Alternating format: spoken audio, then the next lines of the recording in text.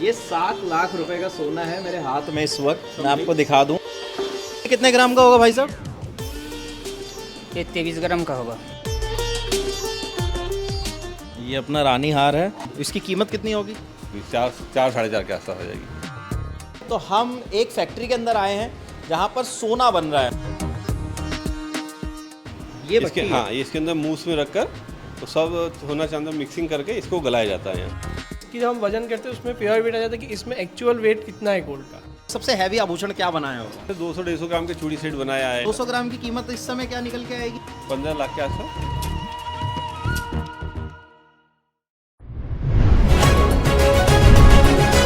Lalan top चुनाव यात्रा powered by Mangaldeep. प्रार्थना की महक प्रार्थना के बाद भी। प्रार्थना की महक प्रार्थना के बाद भी। नमस्ते, मेरा नाम है विपिन और इस वक्त हम मौजूद हैं मध्य प्रदेश रतलाम का शहरी ये इलाका है। और झाबुआ हम गए थे, वहाँ के वीडियोस आपको दिखाए। रतलाम आए तो रतलाम पहुँचते ही तो मैंने गूगल किया तो पहली चीज़ मोदी जी जिस चीज़ का जिक्र करते हैं, सोना, सेब और साड़ी, अक्सर अपने भाषणों में जिक्र करते हैं। रतलाम जब भी आते हैं, रतलाम की बात करते हैं। तब हम भी रतलाम आए तो हम एक फैक्ट्री के अंदर आए हैं जहाँ पर सोना बन रहा है। सोने का महिलाओं को, लोगों को बहुत शौक़ होता है कि सोना रखा जाए संजोकर अपने घर में, परिवार में, भविष्य के लिए, चीज़ों के लिए। लेकिन वो सोना आपके घर तक पहुँचता कैसे है? कई बार हम ही मीडिया हाउसेज ही आपको ऐसी रिपोर्ट्स दिखाते हैं जिसमें बताते हैं कि जो सोना है उसकी स्मगलिंग हो रही है, सोना एयरपोर्ट से पकड़ा गया, इतना सोना छुपा कर लाया गया, इतना सोना बैगों में भर कर लाया गया। लेकिन वो सोना आता कैसे है, सोना बनता कैसे है, सोने के बिस्किट्स कैसे होते हैं, सोना प्योर फॉर्म में कैसा होता है, उसके बाद उससे आभूषण कैसे तैयार किए जाते हैं, कितनी मेहनत लगती है, क्या कुछ होता है रतलाम की इस फैक्ट्री में जो सोने के लिए मशहूर है। आपको दिखाएंगे कैसा सोना आपकी उंगलियों तक, आपके आभूषणों के रूप लेता है, आपके गले में आता है, आपके कानों की शोभा बढ़ाता है। दिखाएंगे, समझाएंगे। हमारे साथ इस वक्त सोनी साहब मौजूद हैं। कैसे हैं सर? बढ़िया, आप सुनाएं। जी, तो आप ओनर हैं यहाँ के? हाँ जी। आपके पास आने की हमारी जो मुख्य वजह थी कि हम पत्रकार हैं, हमारे पास तो उतना सोना होता नहीं है तो हम सोना किस तरीके से बनता है और लोगों के घरों तक कैसे पहुँचता है, पूरा प्रोसेस समझने के लिए मैं आपके पास आया हूँ। चलिए मैं आपको बताता हूँ। चलिए, शुरुआत ही कर दी सर ने बिल्कुल एकदम से। और बिल्कुल टाइम वेस्ट किए बिना आपको बताते हैं ये क्या एरिया है सर? ये छोटा सा केबिन बनाया आपने? ये कारखाना बोलते हैं, ये मैनेजर का रूम है। मैनेजर रूम है। तो यहाँ से क्या निगरानी होती है? हाँ, पूरे सबके कैमरे से सबकी निगरानी होती है जी। सबसे पहले सोना जो आभूषण बनते हैं जी। वो इस तरह से बनते हैं। ये पक्का सोना रहता है जो कि बाहर से आता है, अहमदाबाद वगैरह, बॉम्बे वगैरह सब से आता है। फिर हम इसके अंदर ये सोना है, ये कहाँ? मतलब 100 ग्राम का सोना है। ये बाहर से आता है। 100 ग्राम मतलब हाँ। इसकी कीमत कितनी होगी पहले आप मुझे ये बताइए। भाव के हिसाब से लेती है, जैसे अभी 70,000 का भाव तो 7 लाख का है।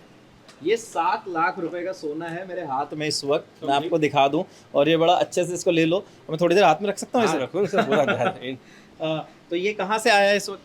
कहाँ से आता ये है? बाहर से भी आता है। सोना सब प्योर सोना सब बाहर से आता है जी। वो सब व्यापारियों से आता है, फिर व्यापारी के पास से हमारे पास आता है जी। हम इसमें खार जैसे तांबा वगैरह, तांबा और चांदी मिलाकर बराबर क्वांटिटी में तांबा और चांदी मिलाकर इसको ढाली के रूप में बनाते हैं। जैसे कि ढाली है, अच्छा, इसके रूप में बनाते हैं। अच्छा। फिर ये सोना गलाया जाता है? हाँ, गला है, वो गले नहीं भट्टी वो है। अच्छा, तो आप दिखाइए ना मेरे को चल के। हाँ, कैसे, कहाँ पे होता है वो प्रोसेस पूरा? जब सोने का ये देखिए बिस्किट है, सोना है, ये 100 ग्राम सोना था जिसकी कीमत लगभग 7 लाख रुपए है। और उसको जो है फिर गलाया जाता है यहाँ पे। अच्छा, ये ये इसके भट्टी है। हाँ, इसके अंदर मूस में रखकर तो सब सोना चांदी मिक्सिंग करके इसको गलाया जाता है यहाँ। अच्छा, तो ये जो ये ब्लैक कलर के जो ये रखे मूस हैं, है, इसको मूस बोलते हैं। मूस कलाली बोलते की हैं। मूस बोलते हैं। मूस। इसके क्या अंदर ये रख के- मूसल से ये शब्द आया होगा जैसे मूसली होती है या वो होता है? नहीं, अच्छा। ये एक कार्बन की बनती है।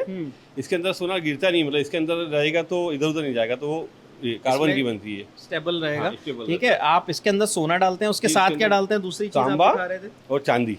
अच्छा, तांबा और हाँ, चांदी हाँ। उसके साथ डलता है। हाँ। तो इसकी वजह क्या रहती है? तांबा और चांदी क्यों मिलाया जाता है? क्या सोना जो है वो अपने आप में खुद ऐसा नहीं होता कि उससे कोई आभूषण तैयार हो सके? नहीं, बनता है, उसका भी आभूषण बनता है, पर वो घिसता बहुत ज्यादा है। हाँ। ये नरम रहता है। चांदी और तांबा डालने से इसकी हार्डनेस बढ़ जाती है, ओके। तो इससे आभूषण बनाने में सुविधा रहती है। डिजाइन अच्छे हाँ। आ पाते हैं। प्योर के आभूषण बनते हैं पर कम बनते हैं। अच्छा, तो ये जैसे हम इसमें मिला देंगे तो फिर ये कितने कैरेट का रह जाएगा? ये 92 बाढ़ में आ जाएगा। अच्छा, तो फिर ये प्रोसेस हो गया, यहाँ पे आप इसको डालते, कितना समय लगता है गलने में? 20 मिनट, 15-20 मिनट में घुल जाता है। 15 से 20 मिनट में हो जाता है। ये नीचे कुछ नंबर्स भी आ रहे ये हैं। टेम्परेचर रहता है 180, मतलब 1000 के आसपास टेम्परेचर आता है, तो ये 1000 के टेम्परेचर पे गल जाता है। 1000 के टेम्परेचर पे कितनी देर में गल जाता है? पहली बार जब गलाते हैं तो आधा पौने 1 घंटा लगता है, फिर सेकेंड बार से जब गलाते हैं तो 10-15 मिनट में गल जाता है। 10-15 मिनट में ये जो बिस्किट है ये इसमें गल जाएगा। तो आप इसमें एक बार में एक बिस्किट डालते हैं, कैसे करते हैं? नहीं, वो तो काम के हिसाब से जैसे आता जाता है तो उसके हिसाब से। अभी ये जो एक रखा हुआ है ये ऐसे 4 हाँ, बाहर रखे हैं। वो अलग अलग है, जैसे टूट जाता है, छोटा हो गया तो फिर नया ले लेते हैं। अच्छा, काम तो के इसमें हिसाब। कितना आ जाता है? एक बिस्किट आ जाता है, 2 आ जाते हैं एक बार में? हाँ, 500 ग्राम सोना गल जाता है। 5 बिस्किट आ जाते हैं हाँ, इसमें, 5 बिस्किट और वो बाहर नहीं निकलता, इसी में हाँ, रहता है। उसी के अंदर गल जाएंगे। ठीक है, फिर जब इसमें गल जाएगा तो ये ठंडा होने का इंतजार करते हैं आप लोग? नहीं नहीं, गरम गरम को इसके ऊपर, ये रेजा बोलते हैं इसको, इसके ऊपर ढाली पड़ जाती है, मतलब इस पर की ढाली आ जाएगी, ये पूरी लंबी ओके।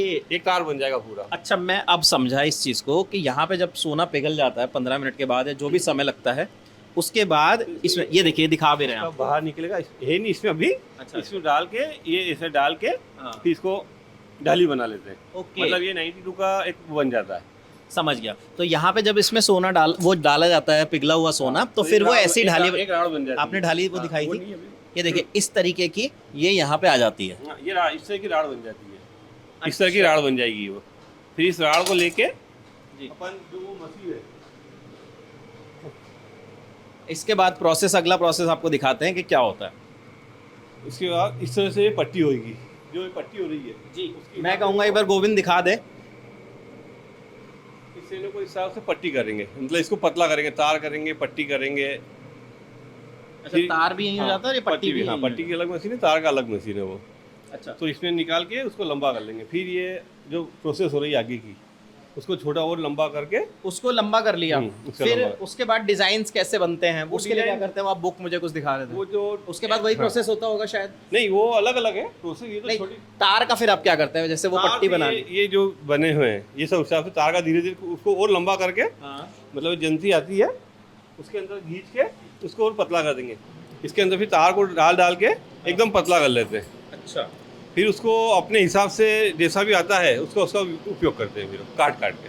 अच्छा, तो उसको तार को आप लोग लंबा कर लेते हैं, सोने का तार जो हो जाता है, फिर उसको काट काट के फिर ये डिजाइन बनाते हैं आप। फिर ये डिजाइन बनती है। अच्छा, तो ये जो डिजाइन यहाँ पे आप देख सकते हैं, ये रखे हुए हैं, बट इसके अंदर जैसे ये अलग अलग तरीके के हैं। अलग अलग इसमें डाई भी रहता है, मतलब मशीन से जो छप के आता है वो डाई भी रहता है, दाने भी रहते हैं, जो बारीक बारीक दाने बनते हैं, हाँ, हाँ। वो दाने भी रहते हैं। सबको मिक्सिंग करके भी उसकी तो वो दाने कैसे आते हैं? वो क्या मशीन पे जाता है? नहीं, वो भी हाथ से ही बनते हैं। अच्छा, वो भी हाथ से ही बनते हैं। ये क्या चीज़ है, ये आप बता रहे हैं? ये मतलब हम जो सोना गलाते हैं उसके बाद हम एक डाई प्रेस रहता है, हाँ, वहाँ पे भेजते हैं उसको, हाँ। डाई को। उसके अलग अलग डिजाइन के छोटी छोटी डाई कट के आती है, हाँ। फिर उसके हिसाब से हम उसके सेटअप के हिसाब से अलग अलग डिजाइन बनाते हैं। जैसे ये नंबर्स लिखे हुए हैं। हाँ, नंबर्स नहीं है, मतलब डाई का है अलग अलग, मतलब बहुत सारी होती है, तो हजारों की संख्या में होती है। जी, जी, जी। ये हमको जो सिलेक्ट करना है उसके हिसाब से सिलेक्ट करते हैं, हाँ, और उसके हिसाब से ये सब सामान बनता है अलग ठीक अलग। है। अलग अलग डाई में अलग अलग यूज आता है। किसी का हार बनता है, किसी की चूड़ी बनती है, किसी का कंदोरा बनता है, जी जी जी, चीक बनता है। सब डाई अलग अलग काम आती है। अलग अलग काम आती हैं।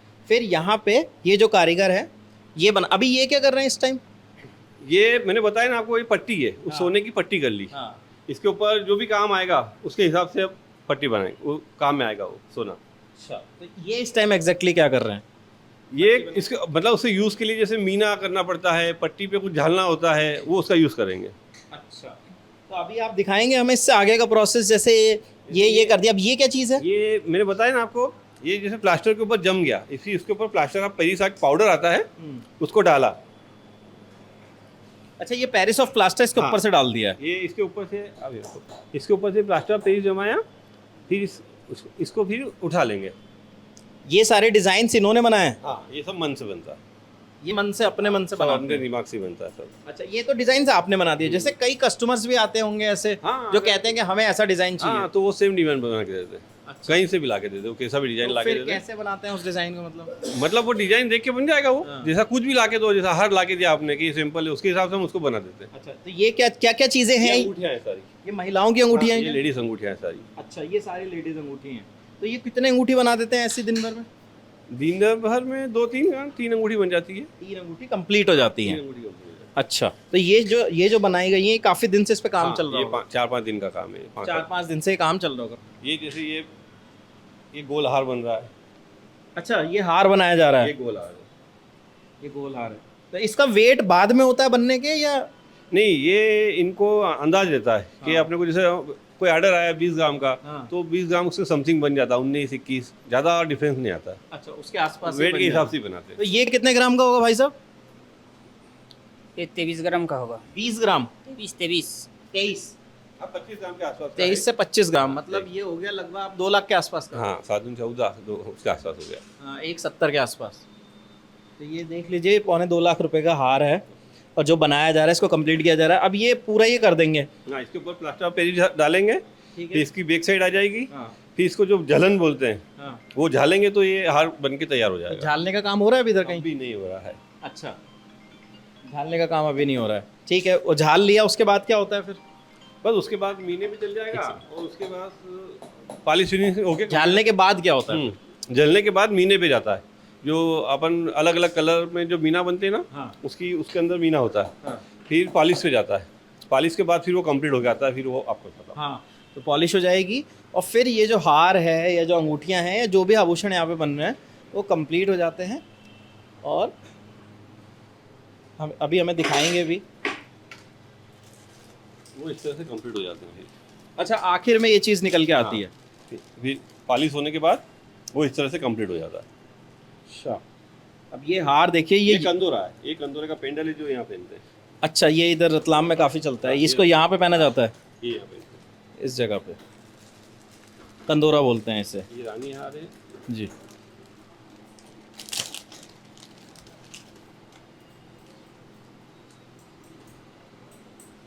ये रानी हार है। ये अपना रानी हार है। इसका वजन कितना होगा, लिखा भी है क्या इस पे? ये तकरीबन 60 ग्राम का है। 60 ग्राम। इसकी कीमत कितनी होगी? 60 से कितनी जगह 4 लाख 4-4.5 के आसपास हो जाएगी। 4.5 लाख के आसपास इसकी कीमत होगी। तो ये ऑर्डर पे बने हैं हुए हैं या फिर? नहीं, ये दुकान के बने हुए, ये व्यापारी के पास जाएंगे। अच्छा, ऑर्डर से बना हुआ है सब। व्यापारियों के पास जाएंगे, उन्होंने ऑर्डर दिया होगा ऑर्डर से बना हुआ। तो आपने बनवाया है। तो इतने ही ग्राम के बनते हैं क्या अमूमन? नहीं, अलग अलग वेट से ऑर्डर के हिसाब से जो आपने भी। अगर आपकी इस फैक्ट्री को कितना समय हो गया होगा, आप कब से ये काम कर रहे हैं? मैं तो बचपन मतलब बहुत छोटा था जब से काम कर रहा हूँ। पुश्तैनी काम है। पुश्तैनी काम। पुश्तैनी काम। आपको ध्यान हो, आपकी सोच में आपने सबसे हैवी हार या कोई सबसे हैवी आभूषण क्या बनाया होगा? कोई जैसे- डिमांड ऐसी आई हो? ऐसा बनता है जैसे 200-250 ग्राम के चूड़ी सेट बनाया है, 200-250 ग्राम का कंदोरा बना है। 200 ग्राम का हाँ, चूड़ी सेट। नॉर्मल तो बनता 200 ग्राम की कीमत इस समय क्या निकल के आएगी, अगर ये बता पाए मेरे को? 15 लाख के आसपास। 200 ग्राम का चूड़ी सेट 15 लाख रुपए का बिकेगा। हाँ, बहुत भारी मतलब ऐसा नहीं है। आइटम बहुत मतलब लोगों की चॉइस के हिसाब से बहुत भारी आइटम भी बनाते हैं। हाँ। मतलब अपने इधर तो ये कम वेट में चलता है। आप दक्षिण में चल जाओगे तो वहाँ तो आपको 500 ना 1-1 किलो के हार मिलेंगे बने हुए। अच्छा, पूरा 1 किलो का हार। आप पूरा सेट आप लोगों के बनता पास कभी ऐसा कोई साउथ से या यहाँ से कोई नहीं, ऐसा नहीं, ऑर्डर? ऐसा ही नहीं। 1 किलो का नहीं आया, ग्राम्स में आया है। ग्राम से आए 100 ग्राम 150 ग्राम 200 ग्राम तक के बने हैं। 200 ग्राम तक के बने हैं यहाँ पे। तो कैसे, और इसके अलावा और भी कोई डिज़ाइन आप दिखाना चाहें मुझे, और क्या क्या बना रखा है आपने? बस ये कंदोरी चेन है जो खेकड़े के अंदर लगता है। किसमें लगता है? जो ये अपन ने जो देखा था। अच्छा, कंदोरा जो यहाँ पे बनता है, ये इसकी चेन है। ये चेन लग जाती है।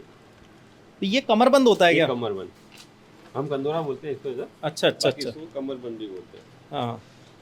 कैसे बांधते हैं इसे, एक बार आप बताएंगे?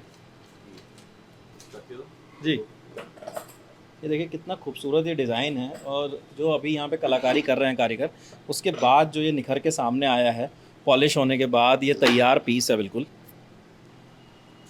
ये इस तरीके से कमर पे आता है यहाँ पे। ये इसको ऊपर से पहन देते हैं हाँ हाँ।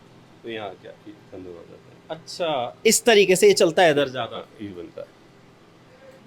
और आपके यहाँ जितने भी कारीगर हैं, मैं देख पा रहा हूँ सब युवा हैं एकदम। तो क्या ज़्यादा उम्र के बाद कोई ऐसी समस्या रहती है क्या कि 55-60 साल या 50 साल के कारीगर कम होते हैं? नहीं, ऐसा कुछ नहीं है। हाँ, होते हैं बहुत बारीक काम क्योंकि ये बहुत रहता बारीक काम है। आँख की थोड़ी प्रॉब्लम आती है तो एक टाइम के बाद वो हट जाते हैं इससे। हट जाता है। तो आपके पास जितने भी कारीगर हैं काफ़ी समय से कर रहे हैं क्या? हाँ, मेरे काम करीबन किसी को 10 साल हो गए, किसी को 15 साल हो गए। तो पूरा इस प्रोसेस के थ्रू होता है। चलिए एक बार ऊपर और दिखाते हैं। आपको आभूषण कैसे बनते हैं वो दिखाया, लेकिन प्रोसेस वही नहीं होता कि वहाँ बने और आपके पास डायरेक्ट पहुँच गए। ये इनका हॉलमार्क सेंटर है, और यहाँ पे हॉलमार्क सेंटर पे हॉलमार्क कैसे लगता है, क्या कुछ पूरा प्रोसेस होता है, बिल्कुल आम भाषा में आपको बताने की कोशिश करते हैं। सर, क्या नाम है आपका? Prince Munnat sir. Prince ji, तो आप यहाँ पे हॉलमार्क सेंटर का काम देखते हैं? हाँ सर। ठीक है, अभी आप क्या कर रहे हैं एग्जैक्टली? ये मशीनें हैं यहाँ पे और आपके हाथ में भी कुछ है, कैसे होता है? जैसे नीचे से कोई सोना, कोई आभूषण बन के आया, ये नीचे से बन के आया है? हाँ। अच्छा, अब आप क्या करेंगे? एक्चुअली कोई कारीगर हमारे पास सामान लेके आता है, वो सामान बना हुआ रहता है, फिनिश प्रोडक्ट रहता है, उसको हम चेक करते हैं कि उसकी प्योरिटी क्या है। उसकी चेक करने के लिए हमारे पास एक मशीन रहती है, उसको हम एक्सआरएफ मशीन बोलते हैं। उससे हम इसकी गोल्ड की प्योरिटी निकालते हैं कि क्या प्योरिटी का है। अधिकतर स्टैंडर्ड BIS की तरफ से स्टैंडर्ड करे हुए हैं, जैसे 22 कैरेट हो गया, 18 कैरेट हो गया, 14 कैरेट हो गया। उस हिसाब से अगर ज्वेलरी उस कैरेट के अंदर आती है तो उस ज्वेलरी को हम HOID करते हैं और आगे पास करके करते हैं प्योरिटी चेक करके। ठीक है, अभी इस वक्त अब ये जो मशीन आपके हाथ में, इससे क्या होगा? इससे ना हल्की सी मशीन, इस पे एक ज्वेलरी पे हल्का सा स्क्रैच डाला जाता है, क्योंकि उसकी जो ऊपर की जो पॉलिश होती है, कभी ऐसा होता है कि कोई खोटे के ऊपर कोई गोल्ड की पॉलिश करके लिया, इसलिए हल्की सी ऊपर की एक पॉलिश को उसको उतार के हम उस पे मशीन पे चेक, मतलब वो प्योर है बिल्कुल, ये चेक करने के लिए आप हल्की सी पॉलिश उतारते हैं? हाँ ठीक है, करके दिखाएंगे एक बार आप हमें? हाँ, उधर से शॉट पे लेंगे, एक सेकंड। ये देखिए, ये यहाँ पे जो आभूषण बन के आए हैं उसके हल्की सी पॉलिश उतारी जा रही है ताकि उसकी प्योरिटी चेक की जा सके कि वो जो सोना नीचे बनाया गया है और जो गोल्ड का बिस्किट आपको दिखाया गया है वो कितना प्योर है, उससे जो आभूषण बने। अब ये क्या मशीन है? ये XRF मशीन है, इसमें गोल्ड की प्योरिटी आती है। अच्छा, इसमें आपने ये रख दिया, वहाँ मशीन पे दिखाओ पहले। एक सेकंड उसकी क्लोज शॉट लो। ये देखिए, इस मशीन के अंदर ये गोल्ड जो है, ये एक्सरे मशीन है, एक्सरे मशीन बोलते हैं। एक्सरे मशीन रख दिया, अब ये यहाँ पे उसका फोटो आ गया है, तब ये मशीन इसको वो करेगी, इसको डिटेक्ट कर लेगी 10 सेकेंड में। अच्छा, स्पेसिफिक इसकी ये प्योरिटी 93 का है, मतलब 916 ऊपर का है। इसकी प्योरिटी आती है 9183, जिसे हम सामान चेक कर 9157, इसे एक प्योरिटी आती है, मतलब कि इसमें 91.57% गोल्ड है, ओके, बाकी कॉपर है। बाकी कॉपर है। तो ये कितने कैरेट का हो गया? ये 22 कैरेट का हो गया। ये 22 कैरेट का पीस निकल गया है यहाँ से। अब इसके बाद क्या होगा? अब आपने प्योरिटी चेक कर ली, इसके बाद ना प्योरिटी चेक करने का इसका, जिसकी अगर HOID करना रहता है तो इसके लिए इसको एक लैब प्रोसेस के अंदर जाना पड़ता है। जैसे कि हल्का सा इसमें से एक पीस कटेगा, उसके बाद उसको एक लैब प्रोसेस के अंदर जाना पड़ेगा। इसमें लैब प्रोसेस, उसको मेल्टिंग की जाएगी, एनालिंग की जाएगी, उसके बाद इसको एक एसिड में डाला जाएगा। तो एसिड में डालने से जो इसमें चांदी है, जो इसमें चांदी भी हो सकती है, इसमें कॉपर भी हो सकता है, वो सब कुछ अलग हो जाता है। उसके बाद जो इसकी जो हम वजन करते हैं उसमें प्योर वेट आ जाता है कि इसमें एक्चुअल वेट कितना है गोल्ड का। उस गोल्ड से हमको ये पता चल जाता है कि 22 कैरेट का है कि नहीं, क्योंकि हम मशीन के ऊपर पूरा एक तरह से निर्धारित नहीं रह सकते कि इस मशीन सही बताएगी। इसलिए इसमें एक लैब प्रोसेस होगा, इसमें इसकी एक छोटा सा टुकड़ा कटेगा, उसके बाद उसको एक मशीन केमिकल प्रोसेस, मतलब डबल प्रोसेस है। Double process. एक जगह पे आप आश्वस्त नहीं होते कि मशीन ने बता दिया तो आपने मान लिया, आप खुद से भी इसको करते हैं। एक बार में ये सब कुछ पता नहीं चलता, इसलिए इसका एक लॉट बनता है। देखिए 40 पीस आते हैं तो सब पीस में से नहीं करता है, 40 पीस का एक लॉट बन जाता है।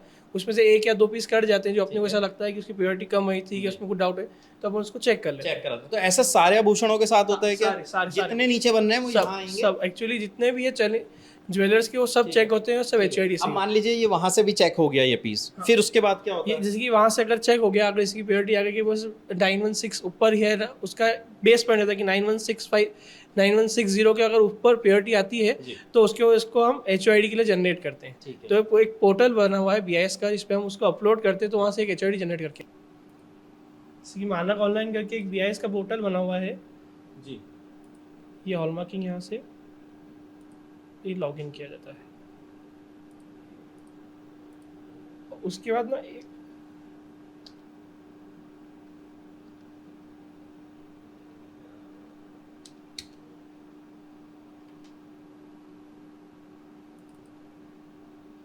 ऐसा ना एक न्यू रिक्वेस्ट उनको बताते हैं, क्रिएट हॉलमार्किंग रिक्वेस्ट। इसमें जाकर हम एक रिक्वेस्ट क्रिएट कर सकते हैं, जैसे कि जिस ज्वेलर का सामान, जैसे कि ये मध्य प्रदेश का सामान है, ये मध्य प्रदेश, जैसे कि अब रतलाम में जो भी ज्वेलर्स हैं उन सबके एक लिस्ट आती है जिनके ऊपर सबके एक लाइसेंस नंबर रहते हैं। जैसे कि आप किसी भी ज्वेलर्स का देख लो, जैसे कि अपन राधिका ज्वेलर्स देख लेते हैं अभी, ये राधिका ज्वेलर्स का आया, तो हम एक राधिका ज्वेलर्स करके इनकी एक रिक्वेस्ट जनरेट कर सकते हैं कि हमारे पास एक पीस आया ईयरिंग का, जिसको हमको HOID करना है, तो उसमें हमको उसका पूरा क्वांटिटी, कितनी क्वांटिटी आई है, क्या चीज़ आई है, क्या वेट चाहिए, और उसकी डिक्लेयर प्योरिटी, जो एक ज्वेलर प्योरिटी देता है कि ये 916 का है, तो डिक्लेयर प्योरिटी हमको देनी पड़ती है कि हाँ ये सामान हमारे पास आया है, ये 916 22 कैरेट का है। तो उस हिसाब से हम करते हैं। अच्छा, ये ये एक पीस के लिए होता है, कैसे होता है आप लोग जब- लॉट वाइज होता है ये, Lot wise का। जैसे कि ज्वेलर के लॉट आएंगे वो उसके साथ हार सेट भी है, बैंगल्स तो भी है, फिर सब ये कुछ। हॉलमार्क इनको मिल जाता है। हाँ, फिर एक रिक्वेस्ट जनरेट होती है, फिर उस पर भी एक प्रोसेस चलता है पूरा, जो प्रोसेस हम लैब में करते हैं वो इसमें भी चलता है कंप्यूटर में, क्योंकि बीएस को भी पता होना चाहिए कि हम प्रोसेस को कैसे रन कर रहे हैं। जी, तो इसके बाद ये कंप्लीट हो जाता है। उसके बाद कंप्लीट होता है, फिर एक HYD BIS पोर्टल पे जनरेट होती है जो हम एक्सेल के थ्रू डाउनलोड करते हैं। अच्छा, फिर उसके बाद आप सेल कर सकते हैं हाँ, product। उसके बाद उस पर एक लेज़र प्रिंटिंग होती है HYD की, अच्छा, और वो करके देते हैं। ठीक है, लेजर प्रिंटिंग हो जाती है कि कितने कैरेट का है, कितने कैरेट और फिर का उसके है, बाद और एक आइडेंटिफिकेशन मार्क होता है 6 डिजिट का, जिसको HYD बोलते हैं अभी, हॉलमार्क यूनिक आइडेंटिफिकेशन मार्क। तो उस आईडी से आप सर्च कर सकते हो, जैसे कि आपको आगे सर्च करना है कि किस ज्वेलर का है, किस हॉलमार्क सेंटर पे HYD हुआ था, तो उस डिजिट को अगर आप एक BIS केयर ऐप आता है उसको डाउनलोड करके अगर उसमें डालोगे तो उसमें वो सबको आ जाएगा कि किस ज्वेलर का था, किस हॉलमार्क, किस डेट को हॉलमार्क हुआ, किस हॉलमार्क सेंटर पे हॉलमार्क हुआ, वो सब कुछ आ जाती है उसमें। सारी डिटेल्स उसमें सब निकल डिटेल के आ आ जाती जाएंगी। है। हाँ। ये देखिए, ये पूरा प्रोसेस है किस तरीके से एक जो सोने का आभूषण होता है वो आप लोगों के घर तक पहुंचता है। सिर्फ सोना बनना बनाना वही नहीं है, यहाँ पे हॉलमार्क का भी पूरा प्रोसेस आपको समझाया। तो ये है रतलाम का सराफा बाज़ार। यहाँ पे किस तरीके से जो सोने के आभूषण होते हैं वो आपके घर तक पहुँचते हैं, कितनी कीमत रहती है, क्या पूरा प्रोसेस रहता है, ये आपको समझाने की कोशिश की है। ललन टॉप की चुनाव यात्रा है, रतलाम हम पहुँचे थे तो आपको सब कुछ दिखाने समझाने की कोशिश की है। अगर ये वीडियो पसंद आया है तो हमें ज़रूर बताएं। कैमरे के पीछे है मेरे साथी गोविंद, मेरा नाम है विपिन। देखते रहिए ललन टॉप। शुक्रिया।